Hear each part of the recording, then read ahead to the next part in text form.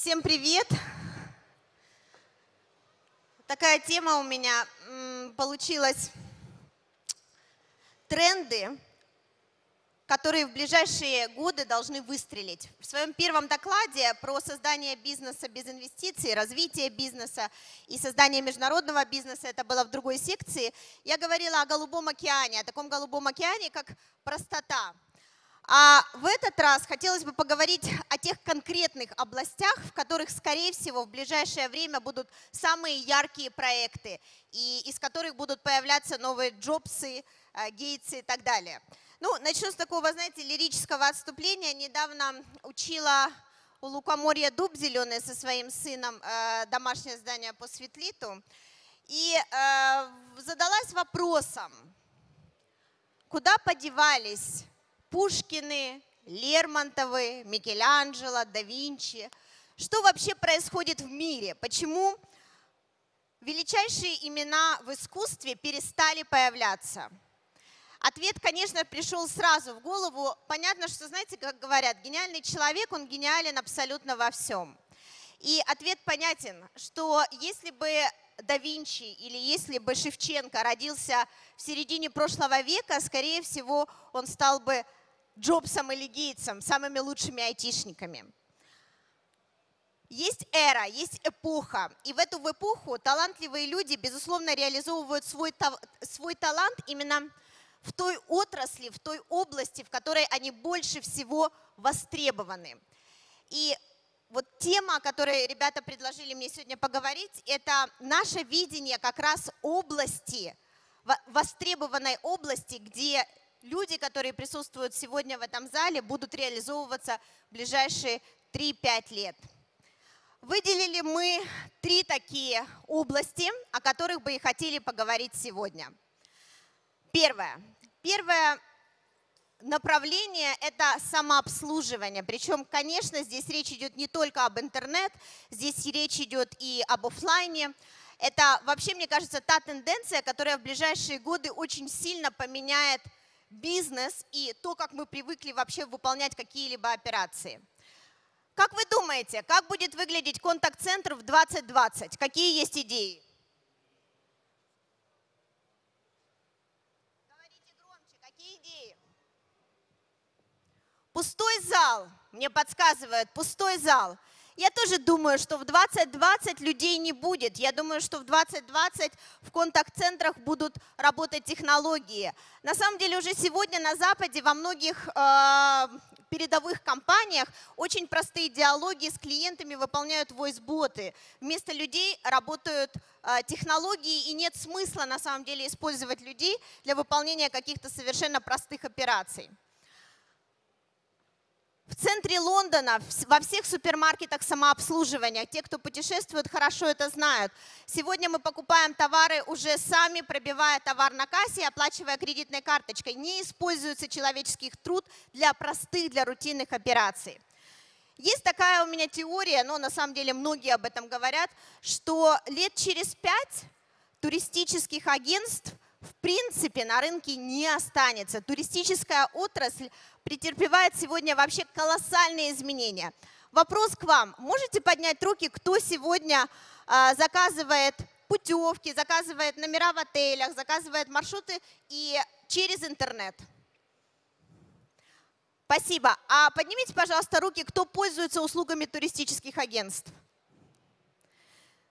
По сути, вот этот результат вот такого небольшого соцопроса, это и есть подтверждение теории о том, что туристическая отрасль за счет технологии интернет-самообслуживания будет потихонечку уходить. Ну, понятно, что продукты в магазинах нам тоже покупать не нужно будет, можно будет делать эти покупки во время ожидания автобусов, либо ожидания поезда метро. Хочу вам рассказать кейс, наверняка многие знают про компанию Tesco. Компания Tesco, Южная Корея. Оказывается, что в списке самых занятых национальностей мира корейцы занимают, как вы думаете, какое место? Второе место. Корейцы занимают второе место в списке самых занятых национальностей мира. Бедные жители Южной Кореи просто не успевают ходить в магазины в рабочие дни.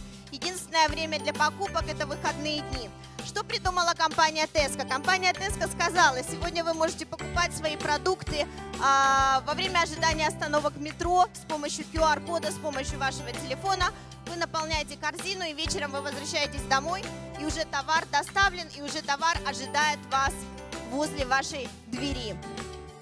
Были опасения по поводу того, как воспримет корейцы это нововведение, но результат оправдал все самые смелые ожидания. Количество покупателей Tesco увеличилось на 76% в Южной Корее.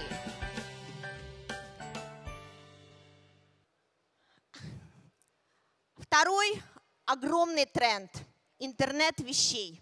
Ну, наверное, самое интересное, что вообще сегодня происходит. Напомните мне, что делали мобильные телефоны в 2005 году? Звонили, СМС отправляли, что-нибудь еще? Фонарик был 100%.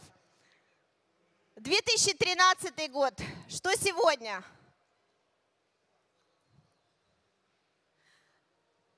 Сегодня мы можем делать с телефоном, по сути, любые операции, которые нам нужно, связанные с коммуникациями, связанные с участием в социальных сетях,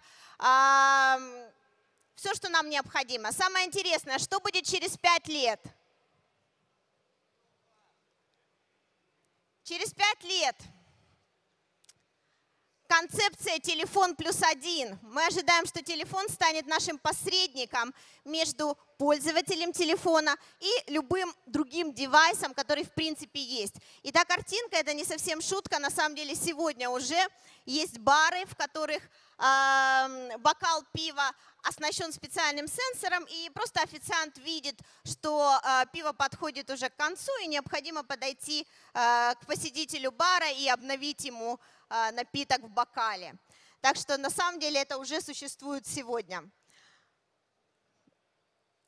Мы ожидаем, что через 3 года 20% интернет-трафика будет генерироваться всевозможными сенсорами, всевозможными девайсами. И понятно, что такая мобилизация и интернет вещей приведет к совершенно другому устройству мира, совершенно другие способы взаимодействия, дифференциации и так далее. Как вы думаете, что это на картинке? Вендинговый автомат.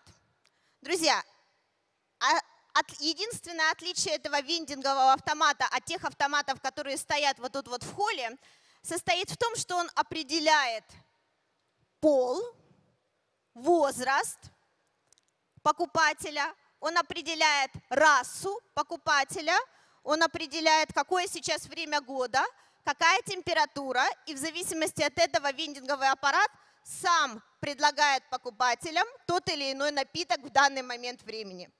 Как вы думаете, как увеличился объем продаж у вот такого вендингового аппарата в сравнении с самым обычным? Точно. Вы были на моей презентации когда-то? Все знаете. На 300%. Объем продаж вот такого вендингового аппарата на 300% больше, чем объем продаж стандартного вендингового аппарата. Ботинки. Что может быть особенного в ботинках? Какие идеи? Считает, сколько прошел. Еще идеи есть?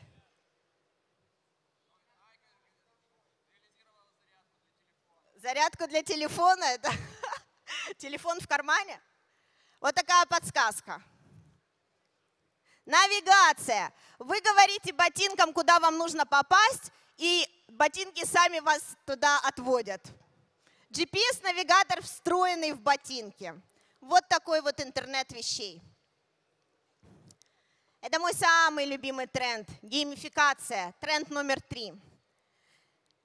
Друзья, в Украине сегодня 5 миллионов человек в возрасте от 19 лет до 25. Это студенты, это молодые специалисты, это те, кто сейчас создают компании, создают стартапы, либо занимают какие-то должности у вас на предприятиях, в ваших компаниях, начинают свою карьеру. Всех этих людей объединяет одна штука. Большинство из этих 5 миллионов людей потратили 10 тысяч часов своей жизни и больше, Как вы думаете, на что? На компьютерные игры. Есть такая очень классная книга «Гении и аутсайдеры». И вот в этой книге очень четко доказано, что человек, который потратил больше 10 тысяч часов в своей жизни на какое-то дело, становится кем? Становится профессионалом, спасибо. Становится профессионалом. Итого, наша реальность. К нам на работу сейчас устраивается, приходят в наши компании люди, которые являются абсолютно профессиональными геймерами. Вопрос на повестке дня. Что нам от этого? Как нам использовать профессионализм вот этих людей, которые сегодня начинают карьеру в наших компаниях? Скриншот узнаете? World of Warcraft. Правда, когда мой сын увидел скриншот, то сказал: мама, не позорься, потому что это предыдущая версия. Ребята, получается такая ситуация. Геймеры – это люди, которые одновременно делают фантастическое количество вещей. Они общаются через гарнитуру со своей командой, они общаются через чат со своей командой. Причем очень часто, если они играют на западном сервере, общение осуществляется на английском языке. При этом они реализовывают свои краткосрочные задачи, достигают краткосрочных целей для того, чтобы проходить уровни. При этом они все время в голове держат стратегию и понимают, какие у них долгосрочные цели в этой игре. И при этом они постоянно что-то транслируют родителям, которые требуют помыть руки, поужинать или сделать уроки, что-нибудь еще. То есть, по сути, это специалисты, мечта любого бизнеса. Это люди с фантастической мультизадачностью. Это люди, которые умеют решать невероятно сложные задачи. Маленькая проблема. Когда эти люди приходят к нам на работу, что происходит? Им скучно. Все эти таланты куда-то улетучиваются. Проблема в этих людях или проблема в той среде, в которую они попадают. Я склонна верить, что, конечно же, проблема в среде. Потому что, смотрите, в чем идея, ну, понятно, на чем построена вся игровая индустрия. Я предполагаю, что здесь, в этом зале, есть люди, профессионалы в геймерской индустрии, вам виднее. Но понятно, что все строится на основных мотиваторов для людей, на самовыражении, на признании, на возможности получать награды, на азарте. И когда эти люди приходят к нам в офисы, они не получают всех этих эмоций. И основная задача, которая сейчас стоит перед компаниями, это создать такой софт в компании, создать такие процессы, создать такие регламенты, чтобы люди могли ощущать все те же самые эмоции, работая в компании, все те же самые эмоции, которые они получают, играя в компьютерные игры. И вот у меня есть совершенно глубокая убежденность, что когда нам всем вместе удастся изменить бизнес таким образом, чтобы люди чувствовали себя на работе примерно как в компьютерной игре, мы получим совершенно фантастическую ориентацию на результат, ориентацию на достижение командных целей. И главное, мы получим совершенно другую вовлеченность наших людей. Совершенно другую вовлеченность в работу сотрудников наших компаний. Поэтому геймерство, и, как мне кажется, геймификация – это вот такой тренд, который вот он только зарождается, особенно в наших странах, но лет через 5 мы все будем внедрять эти подходы в наших компаниях и будем их очень активно использовать. Примерно все, что я хотела рассказать. Спасибо вам большое. Да. Спасибо за вашу помощь.